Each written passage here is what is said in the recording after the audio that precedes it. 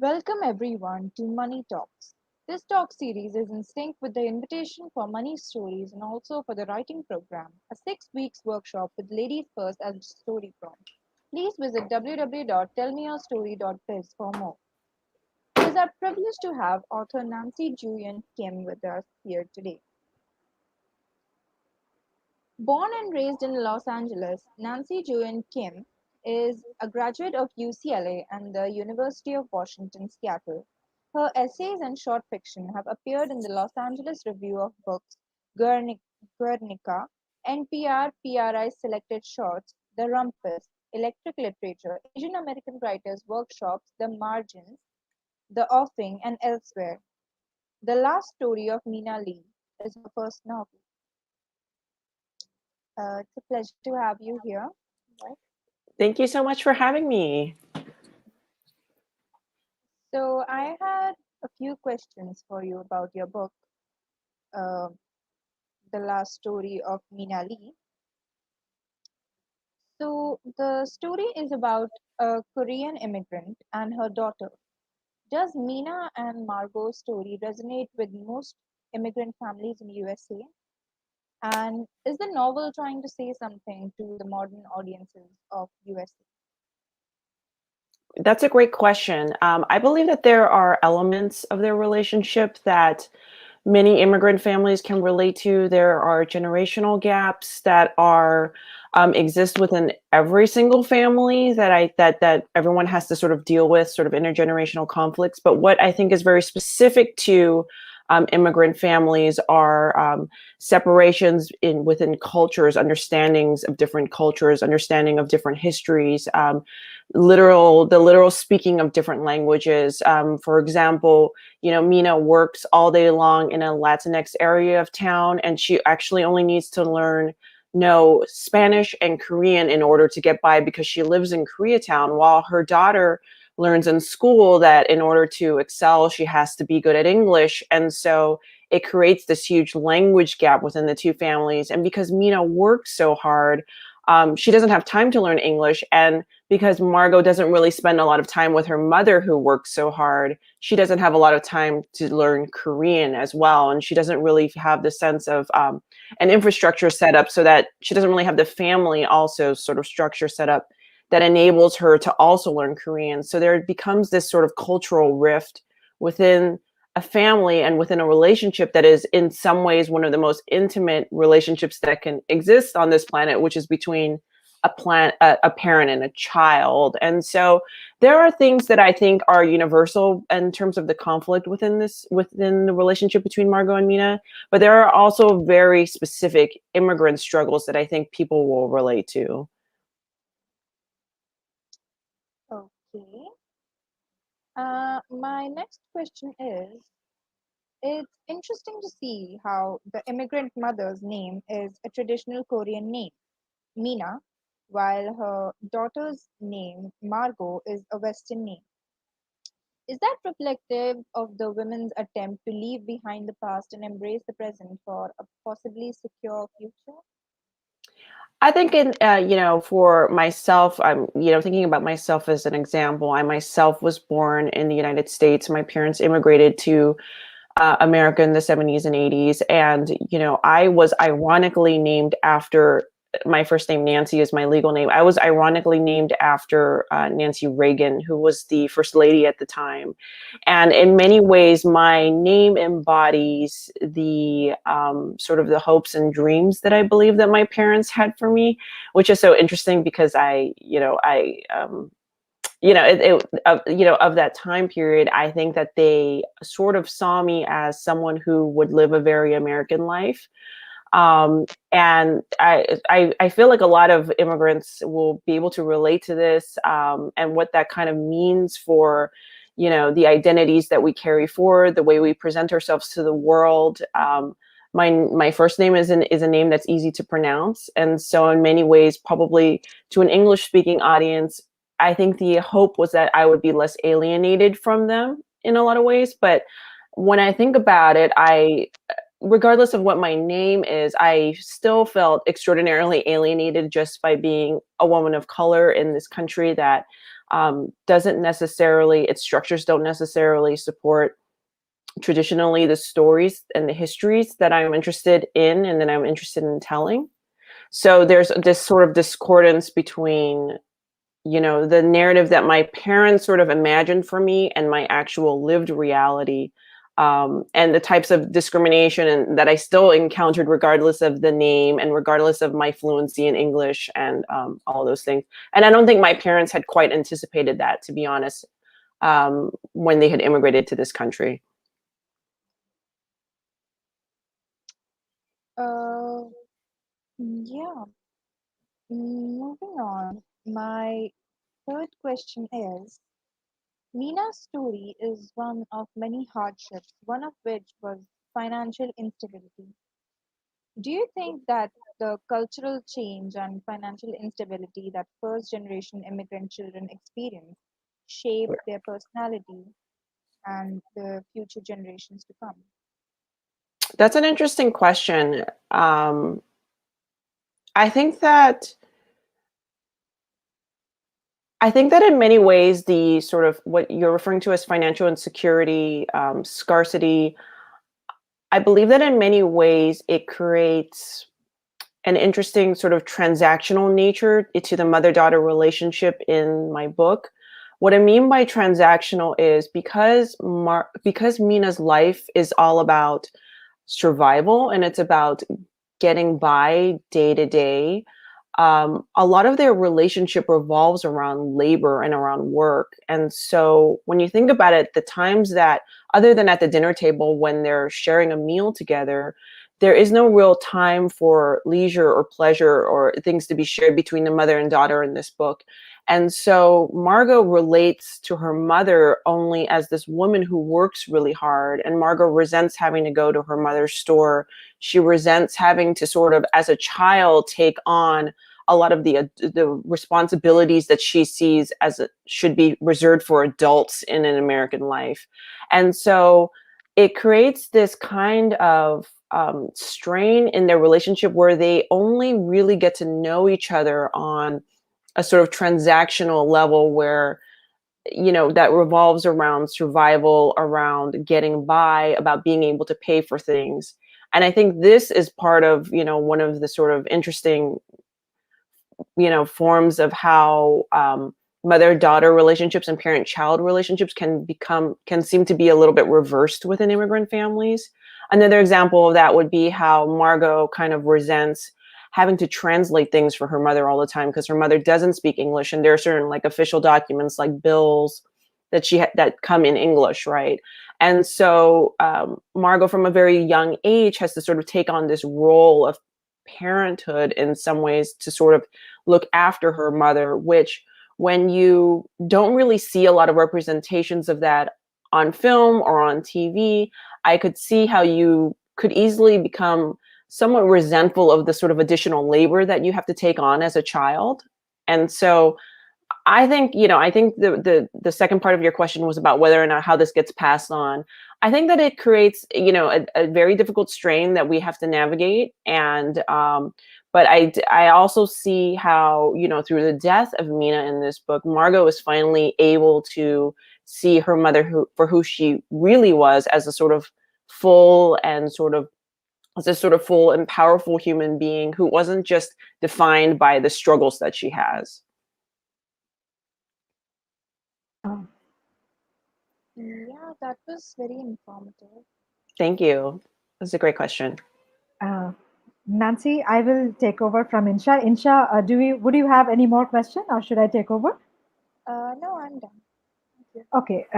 Just before Insha steps out for a little while, let me tell you that I, being an author, literally uh, read through many different portions of the book with great interest. And it is very interesting that I and Insha, who are talking to you right now, Insha being much younger to me, is almost like a daughter. And Oh, Insha's questions are actually from a far younger audience perspective, and mine would be more from a mature perspective. So, coming to the questions, Nancy, uh, firstly, what I felt and internalized very strongly was that the book talks very subtly, and it's very interesting how different books, different stories, whatever be the story that is being told, actually comes up with the socioeconomic reality of a particular period of time on which it is based. And in your story, I could feel the pressures of a single woman, which is not just social, but Hmm. also very emotional in the sense of the guilt that the woman constantly goes through. That whether she is giving enough, because Hmm. expectations from a mother are never enough, and I could see that in Margot's expectations from her mother. There was a little bit of instability in the uh, characteristic strength of the mother, Mina, probably because she had this kind of feeling that there is some kind of guilt, some kind of I am not doing enough. Hmm. And then the financial pressures of the single mother. Would you like to comment on that? I would love to hear from you on that. Yeah, those, I mean, I'm so, I'm moved that you sort of connected with those aspects of the story, because those are, it's kind of the heart of the story in a lot of ways. I don't think that we read enough. I don't think that we see enough kind of working class stories of working class women, and not just the ways that they struggle and that they strive and that they sort of have this sense of inadequacy, but also the ways that their lives are full in really interesting ways. Because for me, even though Mina has a very difficult life, and because she dies at the beginning of the book, she is a sort of classical tragic figure. She also is alive and sort of to the world in ways that I think people really fall in love with. Like I think people really fall in love with her as a character, and we're rooting for her, and we want her to, sort of attain certain things in life. But we see that she actually does achieve a lot. She finds love. It is a imperfect series of relationships that she's in, Mm. but at the same time they are very complicated and complex and full of feeling, and they are authentic and very real relationships. um, in speaking specifically about the sort of the pressures of being a single mother, having, single motherhood, this is something that's very real to my life. I grew up in a working class single parent family. My mother was a single mother, and one of the things that I wanted to do with this story, and this is a kind of, it's called The Last Story of Mina Lee, because it's a type of meta narrative in a lot of ways, Mm. right? It's about a story, the fullness of a woman's story in a world that's not designed to listen to that story in a lot of ways. And I feel like for me, what was really important in this book was to tell a story that, we often just don't hear enough of. And so these characters are in many ways struggling to create stories and lives for themselves in a world that is designed to ultimately silence those stories, or that by saying these stories aren't interesting enough, or you're not good enough, you're never adequate enough. And I think that what I think is really important to recognize about life and also this book is that we kind of, there's this, and I myself, I'm a new mother. I have a 5-month old, and I've been talking to other mothers about this, and there's this sense, this perpetual sense, whether you're married or single or what, of inadequacy that I think mothers experience. And that I think Margo in this story also internalizes a lot of that sense of inadequacy. And I think because society is in a lot of ways designed to sort of perpetually make you feel as if you're not a full person, or that you're always missing something, or that you should always be working harder, or you're not good enough, or you're not doing enough. And so I hope this story shows how these women at certain points in their lives are more than enough. They actually exceed and do extraordinary things with their lives regardless of their circumstances. I think Mina's immigration story is very beautiful. I think it shows her sort of resilience and her sort of power to imagine a way of surviving beyond her past and what she knows of the world. I think Margot's story, Margot is, a difficult character in a lot of ways, but we meet her at a point of trauma and we see how she uses her own sense of her kind of pluckiness and her own kind of ingenuity to sort of dig through and to sort of find and piece together what had happened to her mother on the night of her death.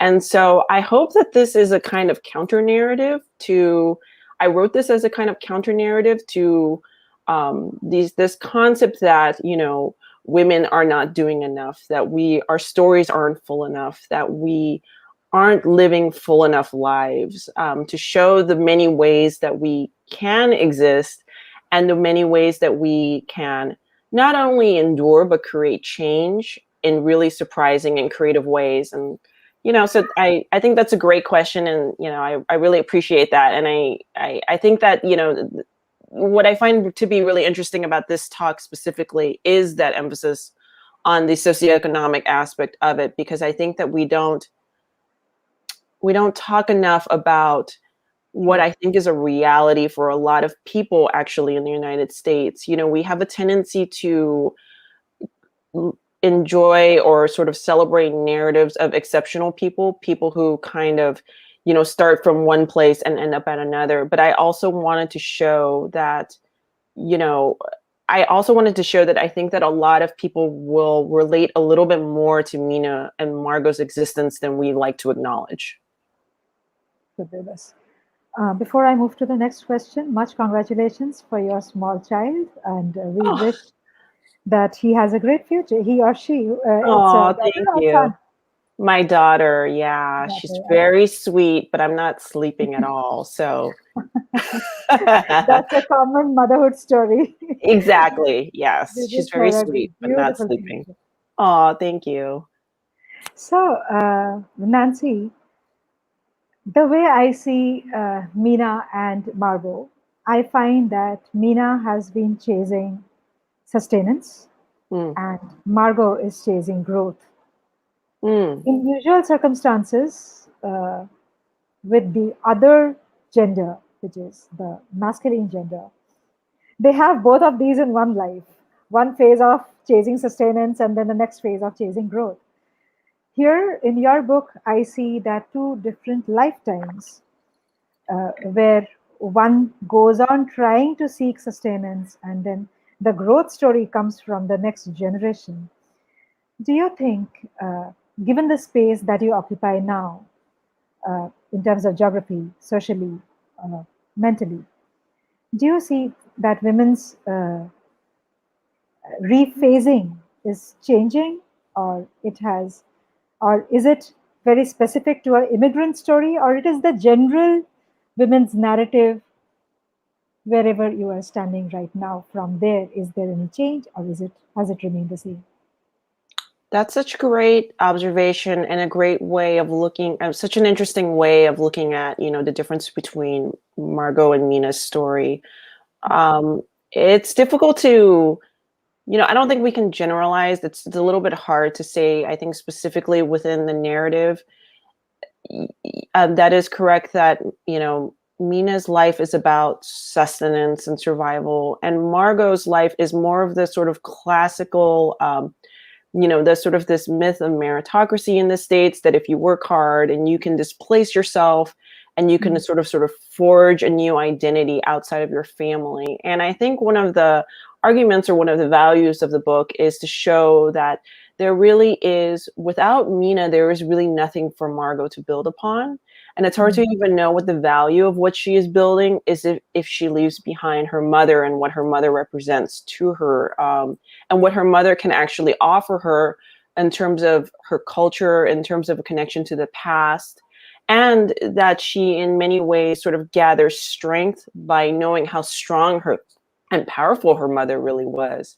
And so can I say whether or not, it's hard to say, generally where we are. I think if we're thinking about the United States, I think a lot of people in this country are struggling to survive. A lot of people relate to Mina's story. A lot of people are living month to month. A lot of people are struggling to eat, to keep the lights on. This is a reality of living in the United States. So I feel like both stories, both Mina's and Margot's stories are true, and they can kind of exist at the same time, if that makes sense. And maybe Absolutely. that's one of the kind of, beautiful aspects of seeing these two ways of living an American life in dialogue with each other. Because, for those of you who haven't read the book alternates between the mother and daughter point of view and past and present. I feel like both of those things, like America manages to hold both of those things at the same time. And Margot's reality is a reality for some people out there who, go to college and, get the more traditional 9 to 5 and like, but I feel like to ignore the reality of a lot of people in this country who, this is not a meritocracy for them. It is not equal for them, whether it's because you're a woman, a person of color, it coming from a certain socioeconomic background. If the safety nets are not in place for you, if society doesn't feel designed to acknowledge you and to help you succeed, it becomes a real struggle to succeed by the standards of, middle class American dream, the sort of stereotypes, I guess, that we see, that we're Absolutely. very familiar with. Yeah. Absolutely. So, Nancy, Margot's need to be seen as an American distances her even from her mother. Are the benefits of the American dream, are they more tangible, or do you think they are more perceptional? That's a great question. And I think my previous answer kind of touched upon that. I don't believe the American dream is a reality for a very large and unfortunately very large section of the population here. Once again, I think that the media, I think the way we choose to publish stories, the way we choose to tell stories within those sort of larger, the most common stories that are told sort of play into the idea of the American dream and this myth of meritocracy. But I do believe that the system is rigged against a lot of people in this country, and that no matter how hard you work, if you do not have the safety nets in place, if you don't have the schools, if you don't have a police that serves you, if you don't have a legal system that serves you, I feel like it becomes very difficult to actually succeed in this country. And so for me, when I was writing this book, it was the words American nightmare were in my mind more often. The words American dream had never even occurred to me, to be quite honest, because I am interested in telling stories that I don't think that we hear or acknowledge enough within the sort of mainstream storytelling in a lot of ways. But I actually think a lot of people will relate to. We're living in a very difficult time with the pandemic. We are, there's a lot of joblessness, a lot of homelessness in our country. We are bombarded with news of police violence, of violence against people of color, communities of color. For people who are struggling right now, the American dream is not a reality and hasn't been for a really long time, since the beginning. So it's kind of like, so I'm interested in those types of stories because I think they're important. And I think that there are a lot of people out there who, whose stories are silenced, and it's kind of, the system's kind of designed to silence them for a reason. And, but this is, and so this is kind of the power of storytelling and books, right? Absolutely. Yeah. Thank you for that question. My pleasure. I think there is a lot of misplaced identity of this American dream, which better shutters for saving generations. Let the right thing be perceived in the right way, and let there not be any over expectations. Yeah, and I think that because of the pressures that, society has created, that saying that you should succeed by these standards, you should Yeah. create unrealistic expectations. And I think, unfortunately, sort of frames certain groups as more successful than others and gets coded in a way that I think doesn't benefit society as a whole. And so, these are all issues that we're struggling with right now, very publicly, in my opinion. And I think that that's a good thing. These are all issues we're talking about publicly, and this is a great thing. Um, because there's been too much silence for too long, and hopefully, through books, through storytelling, we can at least begin to have more of this kind of dialogue. We have places where this dialogue can rest within, whether it's internal dialogue or it's external dialogue, like the one we're having now. And I think that's where the power kind of comes from in terms of what books can do. Absolutely. Coming back to your book, I found this very fascinating that Mina is barely earning a living when she falls in love. Now, her emotional need seems to be greater than her hunger for food. And Mm, that's a very powerful preference, symbolic of a woman's capacity to give, because this is one person who is an immigrant who may have seen really, really dark times in terms of her security, all kinds of security. And then, out of everything that she can choose within the limited time that she does give preference to love. hmm. Uh, did it occur to you ever while you were writing, or how do you look at this aspect of the story?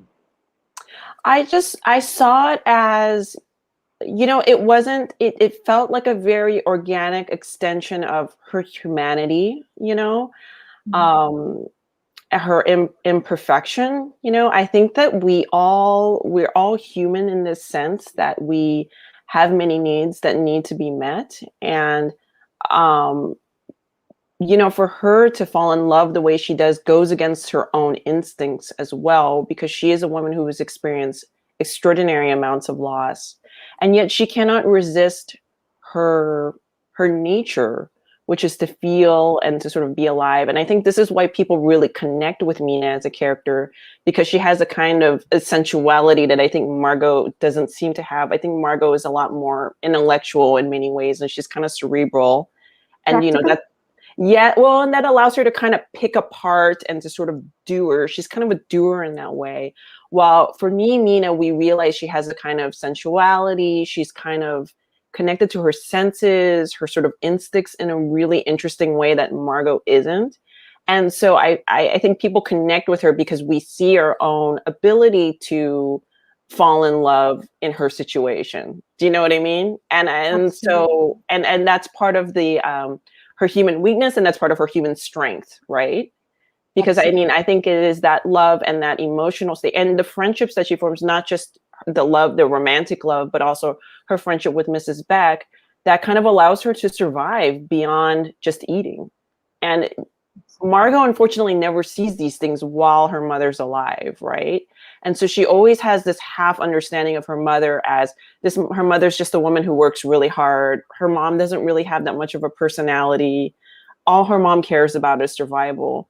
But then we realize that Mina has been shielding Margot from these things for various reasons. And that's what makes them so interesting, right? So that's what makes our lives really interesting, is that sometimes we surprise ourselves and we fall prey to things that we think that we've moved beyond. And I love that for Mina. I think that it shows that, regardless of what you've been through in life, there are ways to sort of hold on to, there are ways that your emotional intelligence, your instincts kind of survive. And I think that's really beautiful.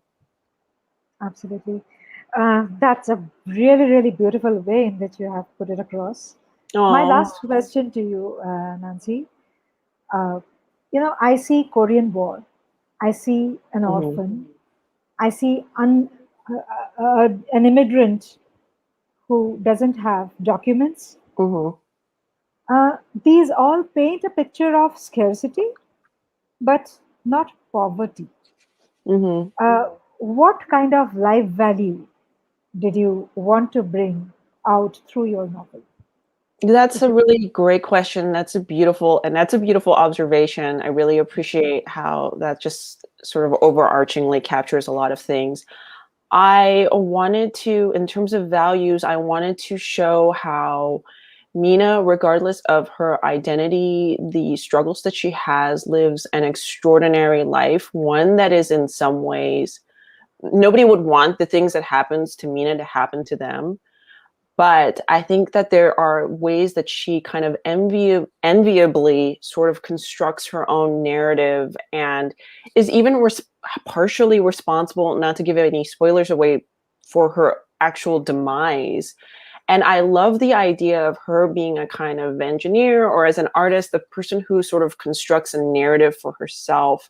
And that even within the limitations that we're given in our lives, the things that happen to us that we cannot control, through a kind of creativity and a sort of honoring of our spirit, and there are ways to sort of live full, rich lives, regardless of money, regardless of what you've experienced. And so I hope that this book in some ways celebrates living a life to its fullest, and sort of acknowledging human beings as full human beings who we might only sometimes see the surface of, and realizing that there's a lot of depth to each person.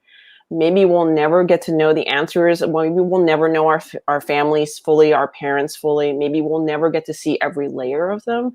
But I think coming to meet other human beings with a desire to understand that they are rich and full, regardless of what their backgrounds are, that they could be heroes without being heroes, in an obvious way externally, or the way society sort of defines heroes.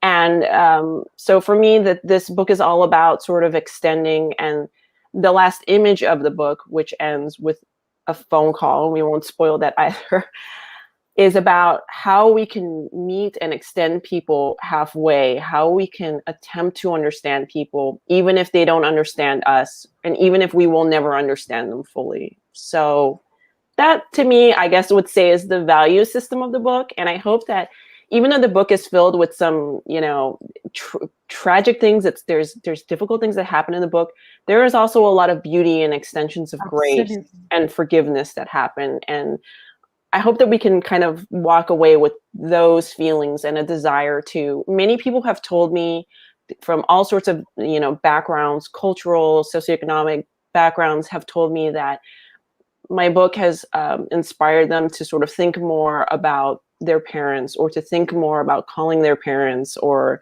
the kinds of questions they would like to ask their parents if their parents were still alive. And to me, that's like the goal of Actually, the book, you know what I mean?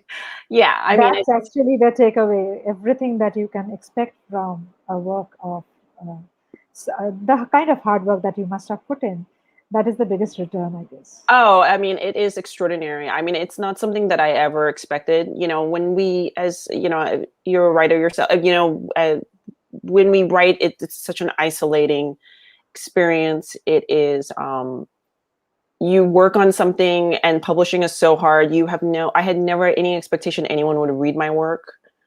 And so the idea of strangers, rethinking their own lives, rethinking their own relationships is, like, yeah, so that's like the biggest gift that I could have ever received from writing this book. And I'm just so grateful for all the readers out there. I'm grateful for this interview. And yeah, it's been really a pleasure.